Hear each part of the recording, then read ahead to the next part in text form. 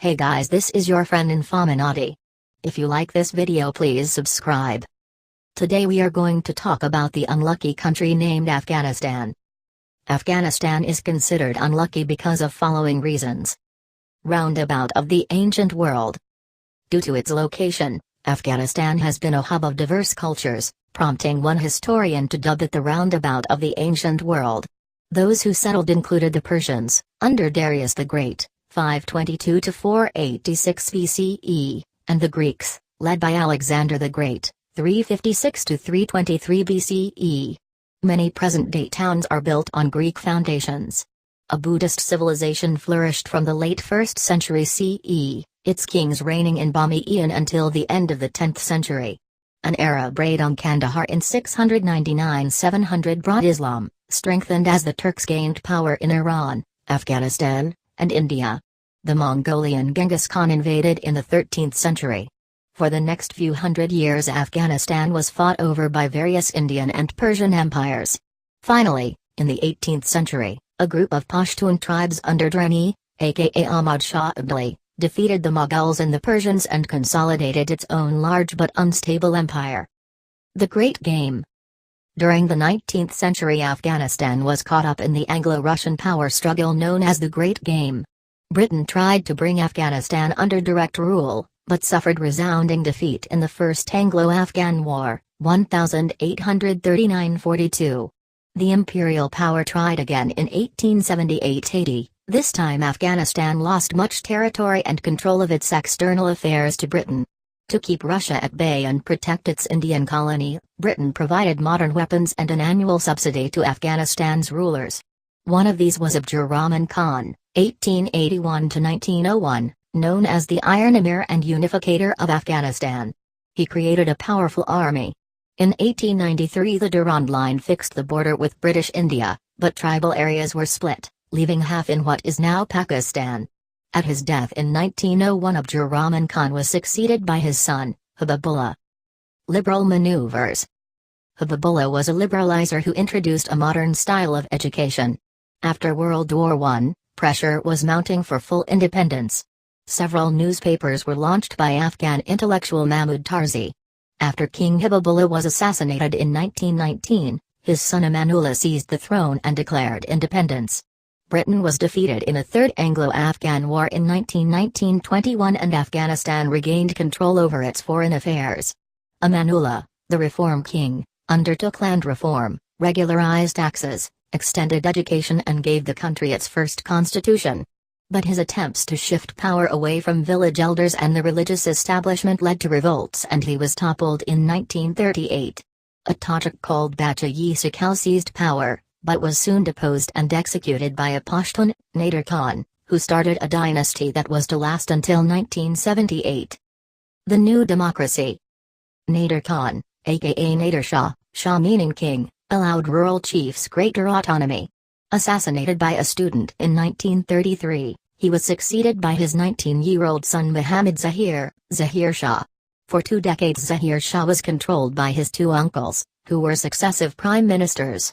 The second uncle ushered in a liberal parliament which sat from 1949 until 1952 when Zahir Shah's cousin, Daud, seized control as prime minister and in 1955 turned to the Soviet Union for military aid.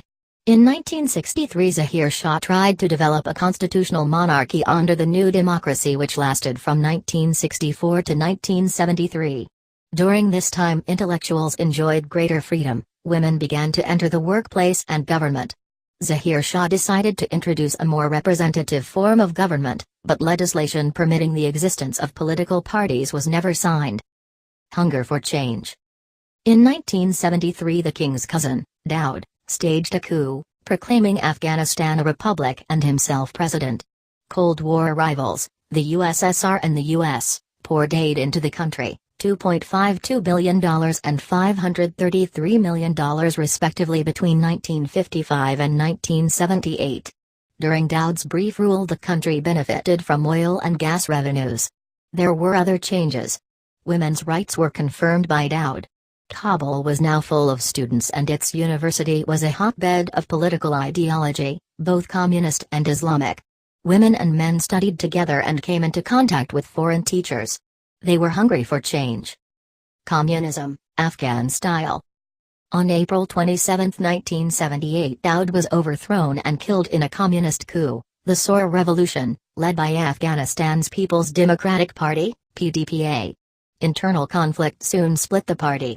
The leaders of one faction, Parkam, Banner, Dash, were expelled while the other faction, the Khalq, the masses, headed by Nur Muhammad Taraki, took power. The latter attacked Islam, ruled by decree, and enjoyed little popular support. Radical reforms sparked local rebellions and army insurrections. Troops defected to resistance groups. The USSR increased aid to Taraki's regime. The US, meanwhile, actively supported resistance groups. Although urged by the Soviets to modify its unpopular policies, the Taraki regime refused.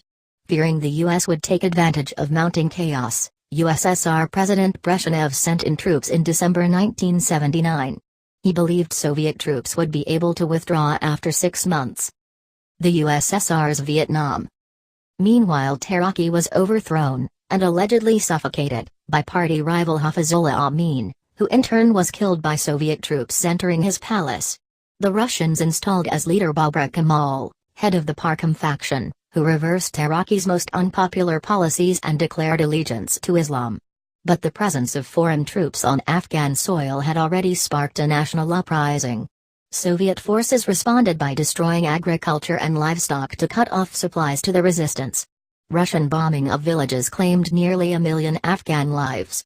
The KGB organized secret police spread terror in urban areas. Soviet troop numbers reached 120,000, but still the resistance grew, and became international. Support came via Mujahideen groups exiled in Pakistan, which were funded mainly by the US, Saudi Arabia and China. The US, determined to make Afghanistan the Russian Vietnam, poured in money and weapons to arm the opposition through the Pakistani secret intelligence services known as the IC.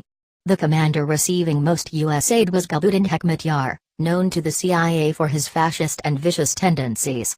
Intellectuals, especially, were targeted in his murder campaigns. Anti-communist support also came from Britain and Pakistan. By the late 1980s, aid from the US and Saudi Arabia reached around $1 billion per year, while between 1986 and 1990 around $5 billion worth of weapons went to the holy fighters of the Afghan Mujahideen. Soviet withdrawal. The occupation claimed at least 14,000 Russian lives and was costing the USSR more than $5 billion a year. New President Mikhail Gorbachev prepared to withdraw, working to leave behind a friendly government in Afghanistan. Dr. Najibullah, head of the Afghan intelligence service, was installed as president. The last Soviet troops were withdrawn in February 1989. The occupation had left 1.5 million Afghans dead, 5 million disabled, and 5 million refugees. The Mujahideen were able to capture large parts of Afghanistan, continuing to fight against the Russian puppet, Najibullah. In April 1992 they took Kabul and declared an Islamic State. Burhanuddin Rabbani was elected president, but the Mujahideen victors were far from united and a bitter power struggle ensued. Battling warlords. Commanders Abdul Rashid Dostum and Ahmad Shah Massoud entered Kabul to prevent a takeover of the city by rival warlord Gulbuddin Hekmatyar and his allies. 4 main groups, each with their own foreign backers, fought for control of Kabul. In August 1992 the unreported that more than 1,800 civilians had been killed and 500,000 were fleeing the city. By the end of 1992, Kabul was devastated thanks to the actions of competing warlords. 5,000 people had died and around 1 million had been displaced. Rape was condoned by most factional leaders. Other cities suffered similar fates. By 1994 at least 20,000 had died, and still the leaders of the warring factions refused to meet. At this point a new force appeared. Enter the Taliban. A small group of religious students, or Taliban, living near Kandahar objected to the behavior of commanders controlling the area. With support from elements in Pakistan, they launched a military campaign aimed at creating an Islamic State based on strict Sharia law. The first city they took was Kandahar, home of their leader Mullah Muhammad Omar, in November 1994. They met little resistance from the war-weary population. The Taliban imposed order, collected weapons, tore down checkpoints to extort money and refused to take bribes. Their version of Islam was harsh, extreme and dogmatic. Educated city dwellers, especially women, were worst affected. After a while, the Taliban made alliances of convenience and increasingly relied on foreign fighters. Torture, killings and other human rights violations committed against civilians intensified. Pakistani and Saudi support. An estimated 100,000 Pakistanis trained and fought alongside the Taliban in Afghanistan from 1994 to 2001. Saudi Arabia provided funds, goods and diplomatic support. Osama bin Laden, a wealthy Saudi who during the Soviet occupation had funded and trained Arab Mujahideen recruits, renewed his support, returning to Afghanistan in 1996. By 2000 the Taliban controlled 90% of Afghan territory, but were only officially recognized by Saudi Arabia, Pakistan and the UAE. Relations with the U.S. were especially hostile. The U.S. accused the Taliban of harboring Osama bin Laden, suspected mastermind of the 1998 bomb attacks on U.S. embassies in Nairobi and Dar es Salaam. This, combined with international concern about extreme oppression of women, and the country's opium poppy production, prompted 2 rounds off on sanctions. 9/11 and enduring freedom. Certain that Osama bin Laden was behind the September 11, 2001 attacks, the U.S. demanded the Taliban hand him over to face U.S. justice. Taliban leader Mullah Muhammad Omar refused, and on October 27, 2001 the U.S., backed by Britain, launched Operation Enduring Freedom. More than 12,000 bombs were dropped in just a few weeks. Fighting on the ground was conducted by Afghan Northern Alliance forces with the support of coalition special forces. On 13 November the Taliban deserted Kabul and the Northern Alliance walked into the city. On 16 December U.S. Secretary of State Colin Powell declared, "We have destroyed al-Qaeda in Afghanistan and we have ended the role of Afghanistan as a haven for terrorist activity." Al-Qaeda and Taliban leaders fled over the porous border into Pakistan, where they were able to regroup. Governance and insecurity. In December 2001 the Northern Alliance and elements linked to the former king, Zahir Shah, were brought together in Germany. The result was the Bonn Agreement, a deal between the victorious factions, which included warlords guilty of murder, rape, extortion and rocketing Kabul during the 1990s. An interim authority was set up. A Loya Jirga, or Grand Assembly, was convened in 2002, headed by Hamid Karzai. In 2004 a new Afghan constitution was ratified and Hamid Karzai was elected president. Parliamentary and provincial elections were held the following year, bringing in a greater proportion of women MPs. After July 2006 the NATO-led International Security Assistance Force, ISAF, took over responsibility for security from the US-led coalition in parts of Afghanistan. Fighting and insurgency attacks intensified during 2007.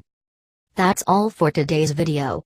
Please like this video and subscribe the channel for more.